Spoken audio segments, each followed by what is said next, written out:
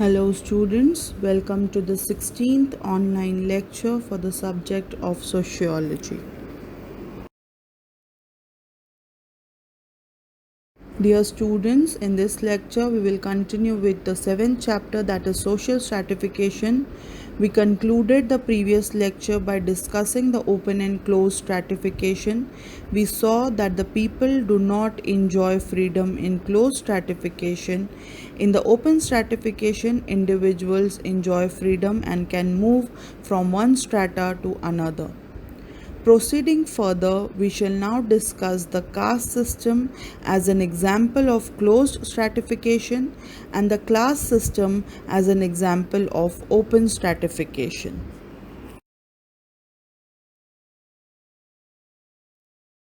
Let us first discuss the caste system as an example of closed stratification. The caste system as a form of social stratification is peculiar to India. The caste system is an inseparable aspect of the Indian society. The caste is closely connected with the Hindu philosophy and religion, custom and religion, food and dress, occupations and hobbies. The caste system is said to have a divine origin and sanction.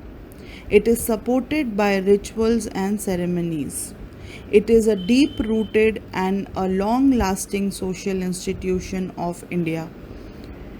India is thus a classical land of caste. In India, we find considerable number of castes and subcastes with all their peculiarities. Of the major castes previously known as Varnas are Brahmins, Kshatriyas, Vaishyas and Shudras. These are found in almost all the states. The caste system is the basis of stratification in India. In traditional Indian society, each position in the caste structure is defined in terms of purity and pollution. In a caste system, an individual's position depends on the status ascribed by birth. Therefore, caste is a closed form of stratification. There is no comparable institution elsewhere in the world for the caste system. The caste system, which we understand today with all its peculiarities, is found in India.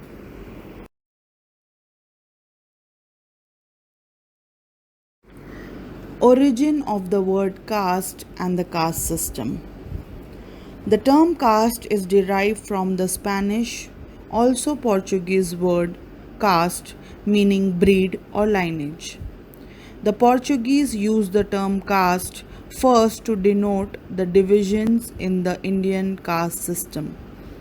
The Sanskrit word for caste is varna, which means color. The popular equivalent of caste is jati.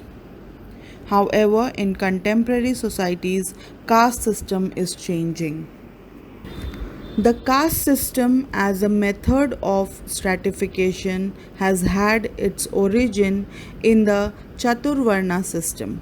According to the Chaturvarna doctrine, the Hindu society was divided into four main varnas, namely the Brahmins, Kshatriyas, Vaishyas, and the Shudras.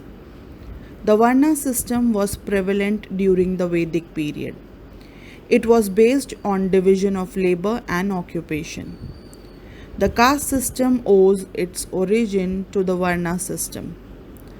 The present caste system can be said to be the degenerated form of the original Varna system.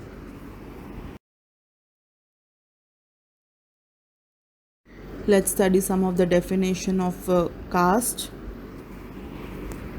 According to A.W. Green, caste is a system of stratification in which mobility up and down the status ladder, at least ideally, may not occur.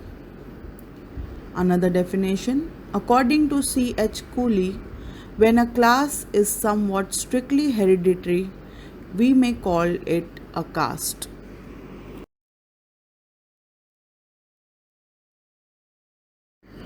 Students, the question that comes to our mind is, why did the caste system grow in India?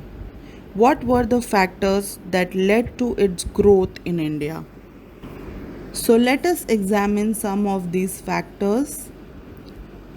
Students, first of all, the influence of religion caused the growth of caste system in India. Belief in reincarnation and the doctrine of karma strengthened the caste system. The existence of many races in India led to the formulation of many strict laws concerning discrimination to maintain the purity of each race.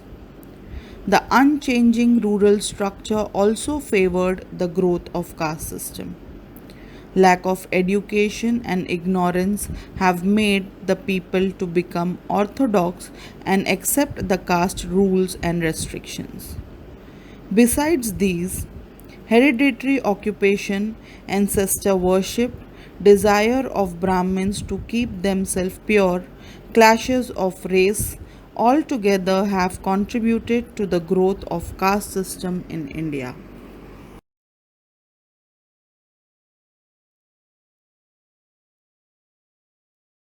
Let us now look at the characteristics of caste. The caste system is highly complex in nature. Dr. G.S. Gure, the father of Indian sociology, says that any attempt to define caste is bound to fail because of its complexity.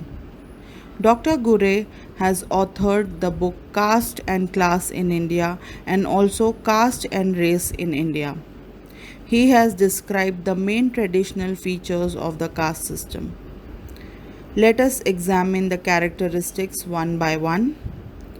Number 1, segmental division of society.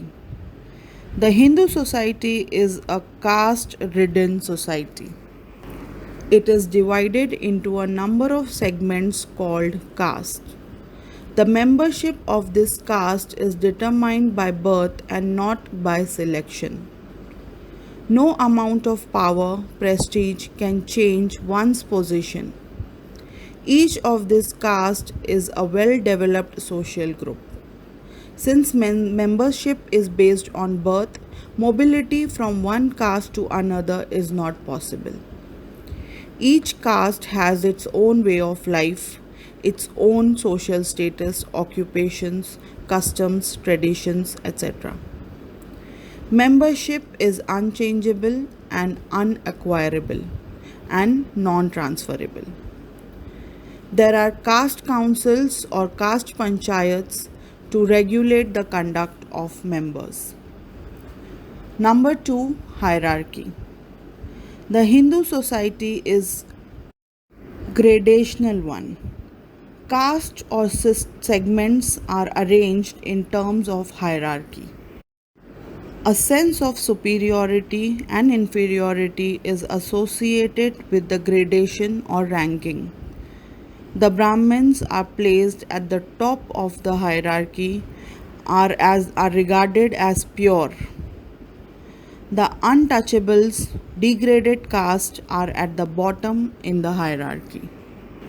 Number 3, restrictions on feeding. There are restrictions on the food habits of the members of the caste. Who should accept what kind of food and from whom is often decided by caste. Example, in North India, a Brahmin would accept pakka food that is cooked in ghee only from caste lower than his own. But he would accept kacha food that is prepared with the use of water only at the hands of his own caste. Generally, any kind of food prepared by the Brahmins is acceptable to all the caste people. Number 4, restrictions on social relations. The caste system puts restriction on the range of social relations also. The idea of pollution meant a touch of a lower caste man would pollute or defile a man of higher caste.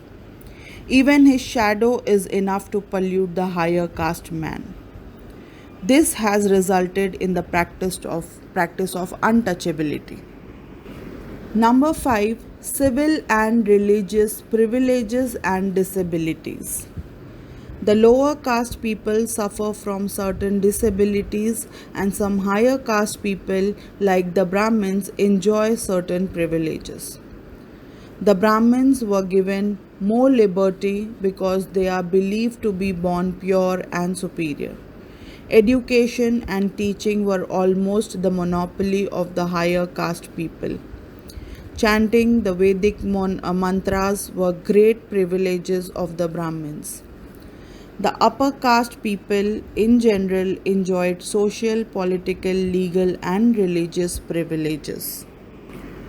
Number 6, restrictions on occupational choices. In the caste ridden society, there is a gradation of occupation.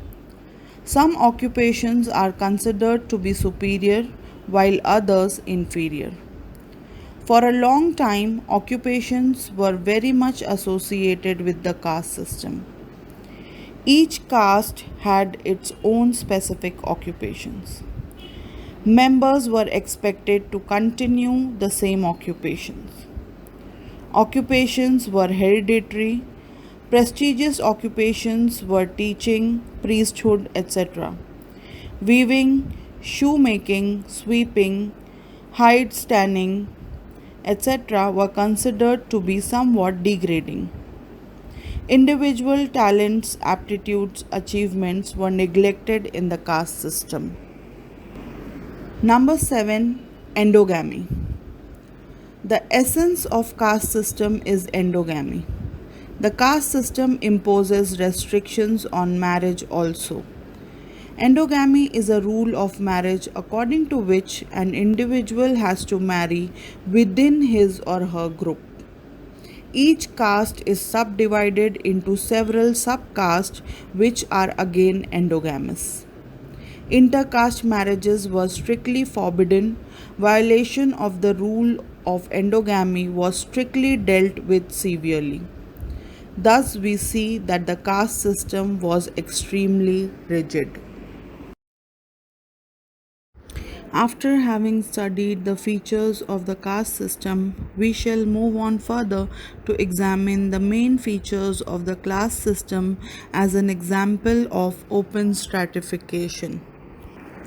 Social class is a principal type of social stratification found in the modern civilized countries. The caste system is found to be unique to India, but the class system is universal in nature.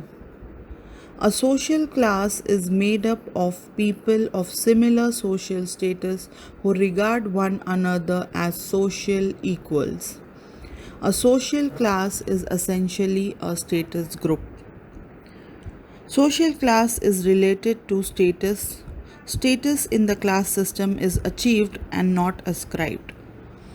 Achievements of an individual decides one's status. Each social class has its own status in the society. Status is associated with prestige. Social classes are open groups. They represent an open social system. In this system, vertical social mobility is possible.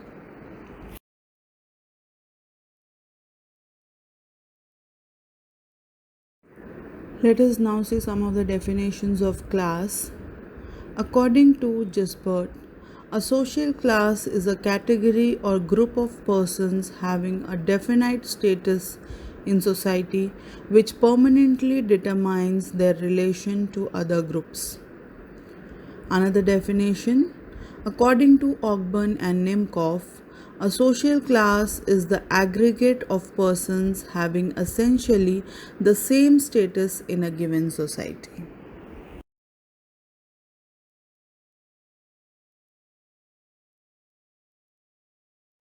Let us now see the characteristics of class. Number 1, wealth and income.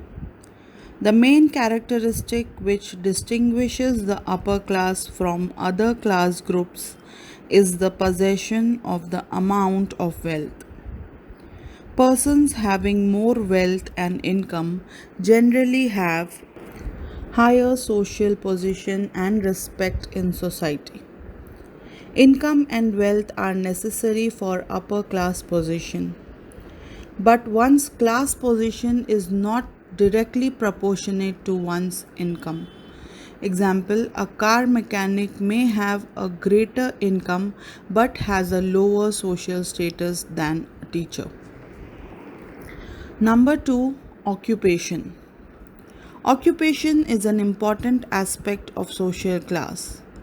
It is a well known fact that some kinds of work are more honorable than others. Example, doctors, engineers, administrators, professors, and lawyers. The people who are in labor intensive professions have a relatively lower position. Occupations affect many other facets of life like values, beliefs, and marital relations. Number 3, education. There is a close reciprocal relationship between social class and education. Higher education gives opportunities for upward mobility. Education is thus one of the main levels of social class. Number 4, prestige. Each social class has its own social status in society. Status is associated with prestige. The status and prestige enjoyed by ruling class is superior to that of commoners or poor people. The prestige which a class enjoys depends upon our evaluations. In many societies, people will, with greater knowledge, purity of race, wealth, bravery, etc., have a higher degree of prestige. These qualities differs from society to society.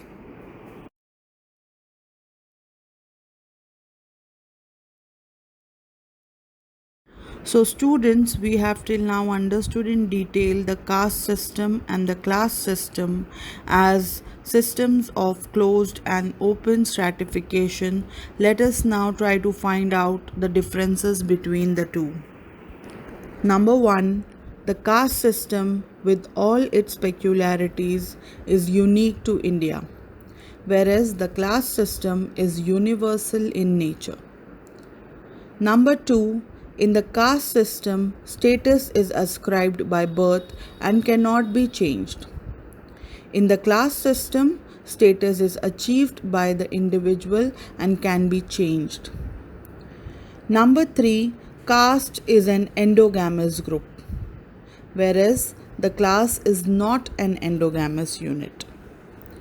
Number 4, the caste system is more conservative and orthodox. The class system is regarded as more progressive.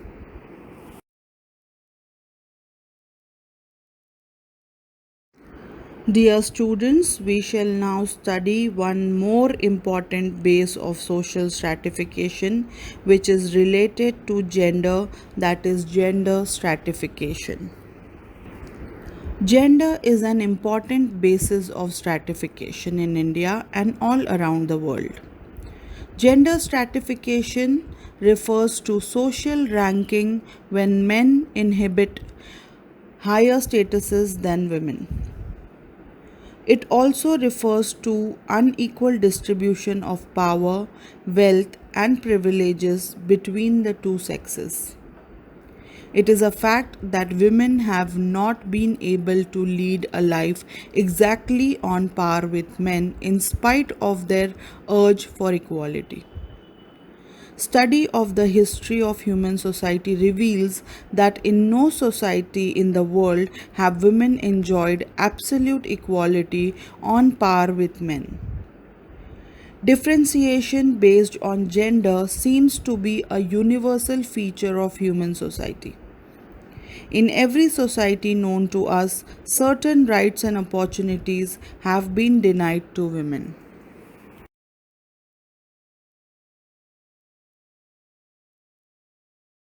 Nature of gender stratification. Human societies have various types of inequalities such as social, economic, racial, etc. Sexual inequality is also one of such inequalities. In no society in the world, men and women are treated alike and given the same status. Men have been traditionally considered the providers for the family, while women are expected to assume every responsibility, that is, household duties, etc. In most countries all over the world, societies allocate fewer resources to women than men. All societies are characterized by sexism. Sexism is the belief that one sex is superior to another. Men has always been considered superior to women in all societies. The male dominance is supported by patriarchy. In patriarchy, men dominate, oppress, and exploit women.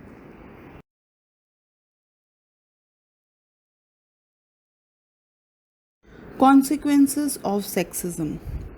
Sexism is a term generally used to refer to male prejudice and discrimination against women. Due to sexism, society is not in a position to make use of the talents of the female population. Because of the limitations of sexism, women are not able to assume many responsibilities and statuses, even though they have the capacities and qualifications. Sexism involves psychological problems also. Women tend to be treated as thoughtless objects and not subjects in the social environment.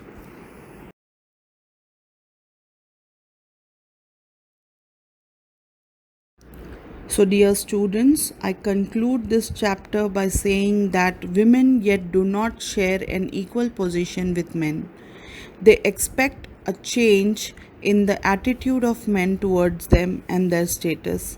We can improve their status by providing them greater freedom, self dependence, and a socio economic environment free from all types of exploitations.